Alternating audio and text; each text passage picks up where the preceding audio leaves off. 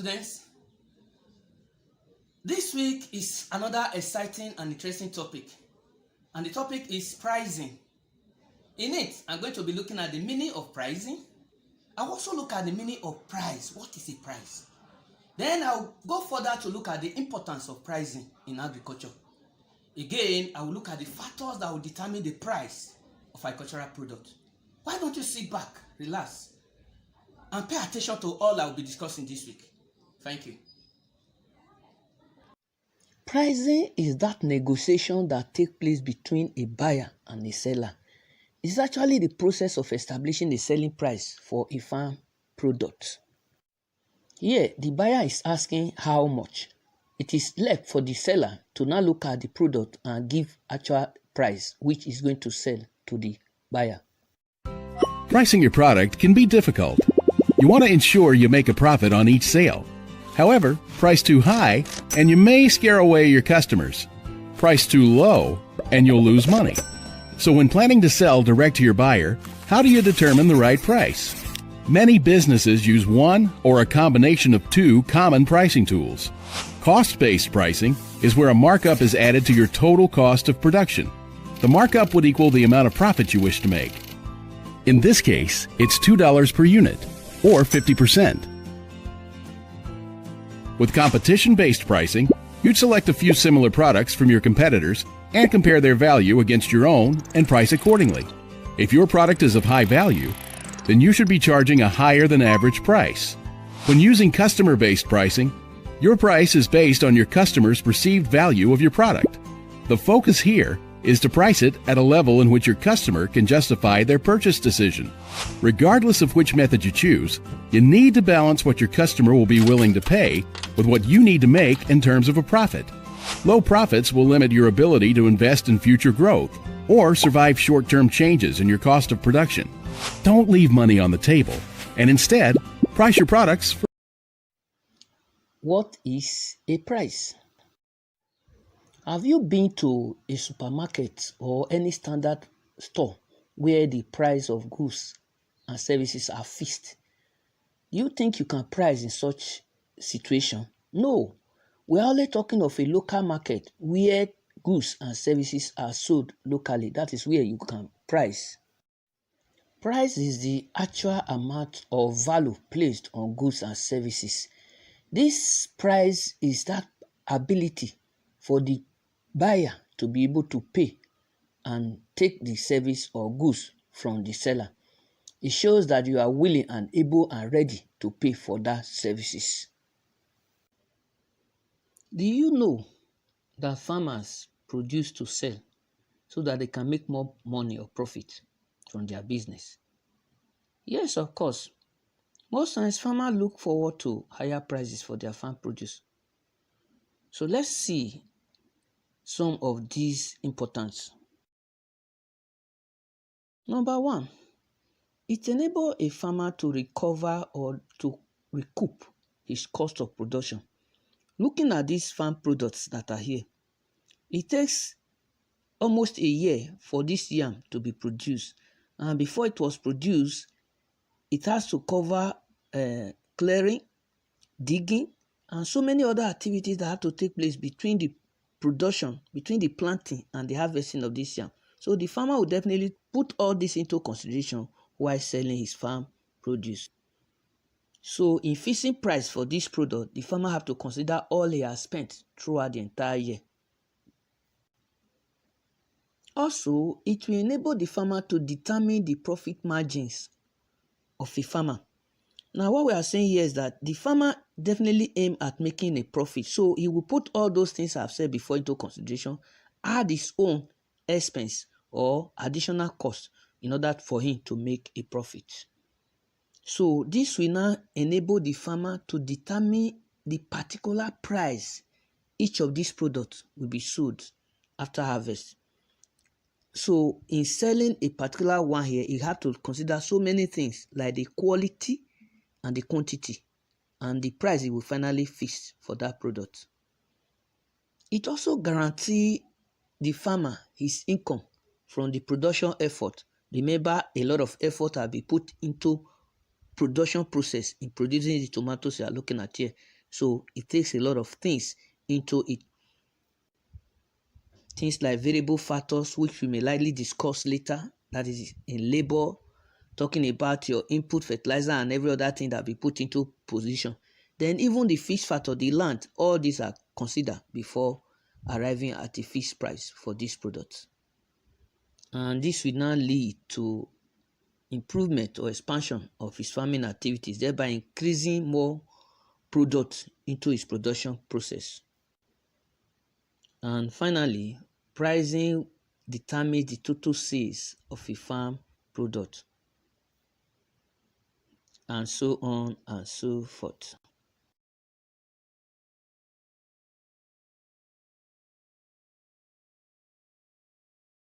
Factors that determine the price of a product. These factors are actually many, but I'm going to try as much as possible to consider at least 5 of them. The first one is cost of production. When we say cost of production, there are a lot of things that are put into production process during production. Like I said before, we have variable factors as well as fixed factor. Now, when we say variable factors or variable costs, it includes labor. Definitely, the farmer have to employ a lot of laborers to work for him. And again, he was paying for the services of these laborers. Then, at the end of your production process, you are going to add all these expenses incurred by the farmer during this production process. What about the land he bought or hired during the production process? You also have to allocate money for that land, though it's a fixed cost. So many other things that was put into production, the building and every other thing. So at the end, when you are not putting a price tag for a particular product, the farmer need to consider all this before he can arrive at a conclusion of a fixed price for that product. The second factor I'm going to discuss is quality of the product. The quality of the product also will determine the price that you are going to fix at the end. Now, some products are having a good quality. For example, if I produce yam and the yams are full of holes eaten by yam beetles, of course, you will not expect that yam will be as costly or expensive as that one that was not injured or damaged by these yam beetles. So the quality of your product, if you can see this, they are very fine. We have the cucumbers here, we have the tomatoes and all that. They are very high, they are of high quality. So if this is, you are going to fix, you are the farmer, you are going to fix a final price or a price tag for this product, definitely your quality will also determine what you are going to put at the end. I'll give you another example. For example, red palm oil will attract a higher price than just ordinary raw palm fruit. If you go to the market, you want to buy raw palm fruit, it's very cheap. But you will now consider the process that have to involve in converting that raw palm fruit to palm oil. So when you are selling palm oil at the end, definitely the price will be very high compared to raw palm fruit. Why? Because of the processes that you have to involve yourself as a producer. The third factor I'm going to consider is seasonality of agricultural produce. All farm produce have their own season. And during this season, you see these products readily available in the market, thereby forcing the price of that product to reduce. But when it is off season, of course, if you feel available one in the market, is going to be very, very expensive. So what we are saying here is that when we are in the season of a particular product, maybe like maize now, you see maize usually readily available every market, then it will force the price to be very, very low. But if you have off season of that product, definitely it's going to be expensive later. So seasonality of agricultural produce also determine the cost of that farm produce. Another factor is quantity of the farm produce. If buyer that is going to buy just one pawpaw, as you can see here, or one pineapple, is not going to be the same with somebody buying 5 or 10. So the quantity of what you are buying will also determine how much you are going to pay for that product. Another factor I also want to consider here is demand and supply forces. Products. Many factors influence the price of an agricultural commodity. A market can be thought of as a scale. On the left side of the scale, we see farmers growing maize and storing it in their houses after harvest. This represents the production or supply side. On the right side, we see people eating the maize. This represents the consumption or demand side.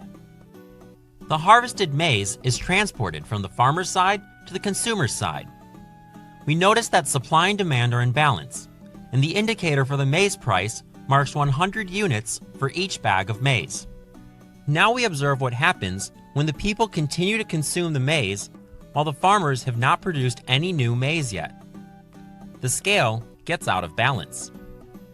The maize price goes up to 125 units per bag. Prices go up when supply is lower than the demand.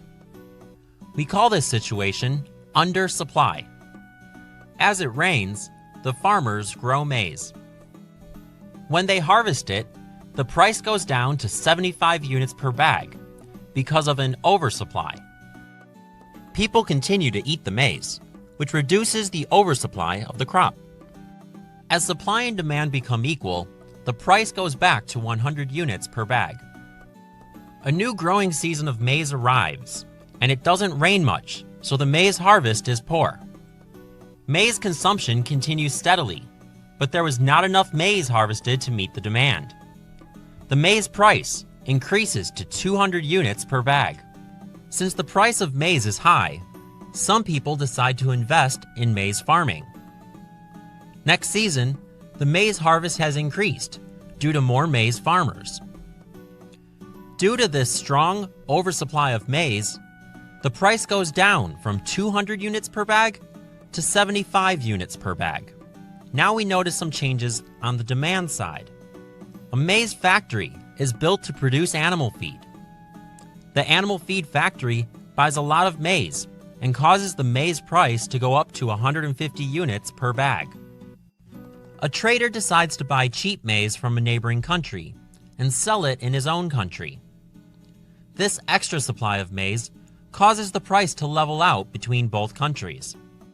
Now we notice that some rice traders come from overseas and offer rice to the local maize consumers, who are happy to buy the cheap rice because maize is expensive.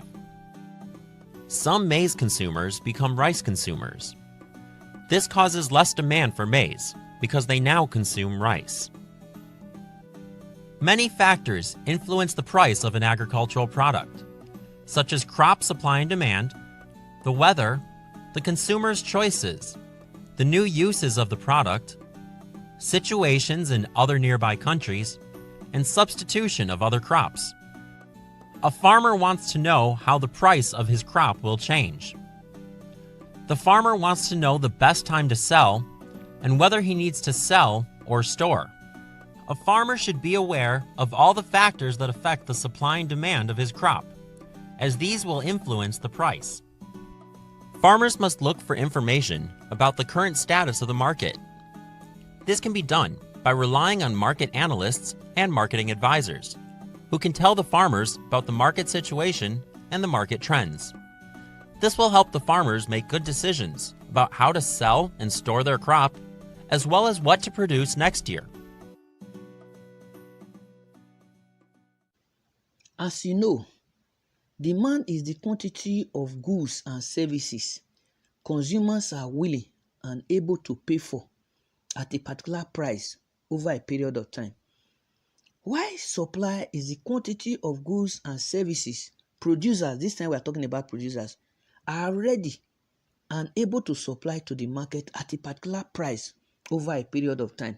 So what happened here, the forces of demand and supply affect the price of a particular product. Now, if there are many buyers in the market, of course, the goods that are supplied to that same market are few. Definitely, the price will be high. But if there are a lot of buyers and there are also many suppliers or producers that have supplied so many to the market, if it forces that price to reduce. So we are talking about attitude of the consumers as well as the seller. Because if the seller, which you tend here to be the producer, knows that what is available in the market are few, of course they will have a higher price of that product. But if there are many, that so many producers decide to supply to the market at a particular time, definitely it will reduce the price, and that will affect the production price of the producer. So the forces of demand and supply affect the price of a product. And finally, there is what we call price of available substitute. You see, most agricultural products have close substitute. What we mean by that they are very close. For example, if the price of yam in the market is very high today, of course, people or consumers will tend to run away from yam and decide to buy close product, maybe like plantain, if it's cheap or cheaper.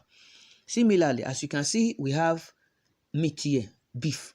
If the price of beef is very, very high, a lot of persons will go away from beef and decide to buy fish, which will be cheaper. So we have close substitute which can help to reduce the price or increase the price of one against the other. So we call it price of available substitute, which consumers tend to play with. When you look at the price, if it's high, they go away and buy the cheaper one, which they can afford at that particular time. So it affects the price of a final product.